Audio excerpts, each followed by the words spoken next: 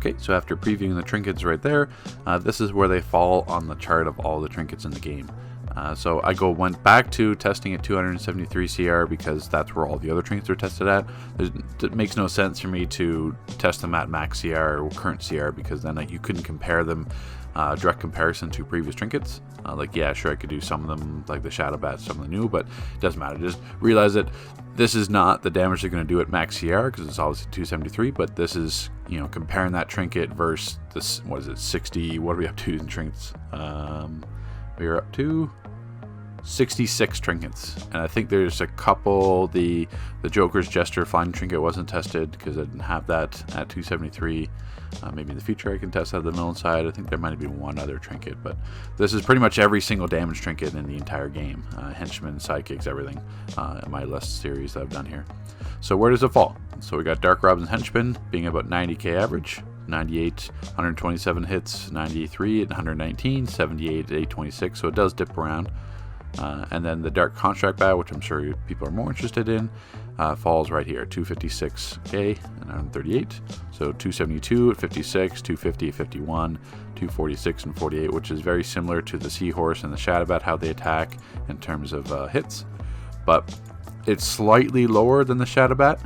Now, I'm 100% certain that Sharon or whoever, whichever developer did this trinket, it's probably just an exact reskin of the Shadow Bat from Survival Mode. I don't doubt that. So because of how close this is, if I would have done 100 parsers, I'm sure it would even leveled out comparatively. 247 versus 272, 250, 290, 246, 238. So they dip around all the same pretty much, but they all have the same attack patterns, but they are definitely higher than the Seahorse one. The Seahorse is a little bit higher on single target because it's got that single target beam where the Dark Construct Bat and Shadow Bat don't target single target as much, but it's essentially just a reskin. So if you don't have the Shadow Bat from Survival Mode, the Dark Construct Bat is going to be a very good comparison for that. Because, like I said, there's only two trinkets better than it, which is the Summer Event Trinket, which is way higher for melee, and obviously the Boo Utility Belt, which is basically a supercharge. But that's essentially where it falls. So in terms of the Shadow Snake Turret, the Snake Turret, Seahorse, so it's just like this game and everything else. Like all the trinkets in this game are heavily weighted for that top 6 trinkets, and then those top 6 trinkets destroy everything else. So a better breakdown on the Henchman.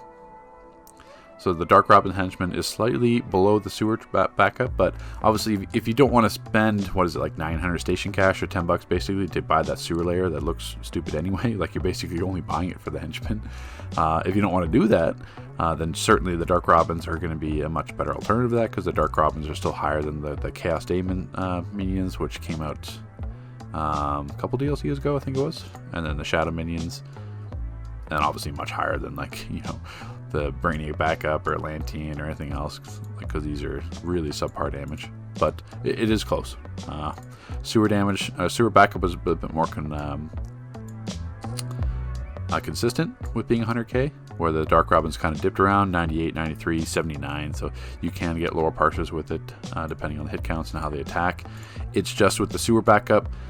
The other thing I should mention is note, as you saw in the video, the Dark Robins are melee, so they'll jump in, they'll start doing martial arts spinning punches, so that's where the damage comes from, spinning punch being AoE.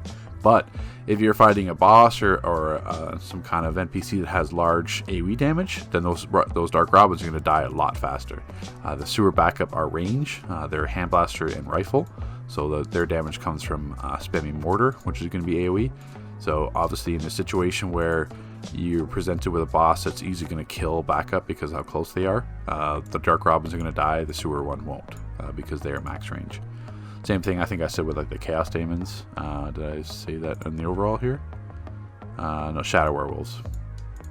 They will lunge into melee and assist in body blocking, but at the same time, when they lunge into melee range, if there's some kind of AoE attack that the boss is going to do, it could kill the Backup before they can finish attacking. So just something to be mindful of. But that's essentially the big list of trinkets. I do have the trinkets for the anniversary event, so that'll come out in the next video, just kind of previewing what the trinket and the orbital looks like, because those are special drops. You can't get them on the broker.